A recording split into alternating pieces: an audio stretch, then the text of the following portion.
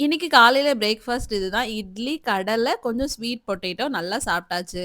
என் husband ஒரு trip போயிருந்தாங்க. போயிட்டு 3 டேஸ் கழிச்சு வீட்டுக்கு வராங்க. அவங்களுக்காக தான் இன்னைக்கு ஸ்பெஷலா சிக்கன் 65, பிரியாணி, சிக்கன் கிரேவி இதெல்லாம் பண்ணிட்டு இருக்கேன். நெறைய பேர் நான் பிரியாணி வைக்கிறது ஈஸின்னு சொன்னாலே சிரிக்கிறாங்க. நெஜமாவே சொல்றேன் பிரியாணி வைக்கிறது ரொம்ப ரொம்ப ஈஸி. இப்போ ஒரு சாம்பார் வைக்கிறீங்கன்னு நெனச்சுக்கோங்களேன். அதுக்கு எவ்ளோ காய்கறி கட் பண்ணணும், பருப்ப முதல்ல வேக போட்டு எடுக்கணும். அதுக்கப்புறமா அந்த காய்கறி எல்லாம் போட்டு மறுபடி குக் பண்ணணும். இது ஆனா அப்படி இல்லையே! ரொம்ப ஈஸி. வெறும் வெங்காயம், தக்காளி கட் பண்ணாலே போதும் பிரியாணிக்கு. இன்னொன்னு நெறைய பேருக்கு இது கரெக்ட்டா வர்றதில்ல போல. நேத்து கூட என் ஃப்ரெண்ட் சொல்லிட்டு இருந்தா, "எனக்கு பிரியாணி வைக்கிறது ஒழுங்காவே வராது. எனக்கு ஒருக்கா சொல்லிக் குடுப்பியா?" அப்படின்னு சொல்லிட்டு.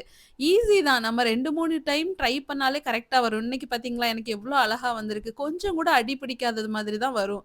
நான் 2 விசில் இல்லன்னா 3 விசில் தான் வைப்பேன். கரெக்ட்டா இருக்கும் எனக்கு. நீங்க பிரியாணி நல்லா வைக்க கத்துக்கிட்டீங்கன்னா, நெஜமாவே சொல்றேன், பிரியாணிய மாதிரி ஈஸியா பண்ணக்கூடியது எதுவுமே இல்ல.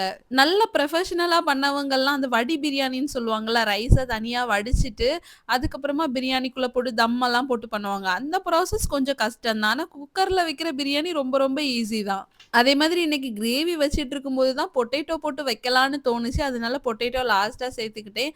அது என்னவோ அந்த சிக்கன் கறிக்குள்ள பொட்டேட்டோ போட்டு சாப்பிடும்போது எனக்கு ரொம்ப புடிக்கும். எனக்கு திண்டுக்கல் தலப்பாக்கட்டி பிரியாணி உண்டுல்ல, அங்க வந்து சிக்கன் 65 ரொம்ப புடிக்கும். அத இன்ஸ்பயர் ஆகி அதுக்கு ரிலேட்டடா நெறைய வீடியோஸ் பார்த்து தான் அந்த சிக்கன் 65 ட்ரை பண்ணியிருந்தேன். நிஜமாவே அவ்ளோ கிரிஸ்பியா நல்லா இருந்துச்சு.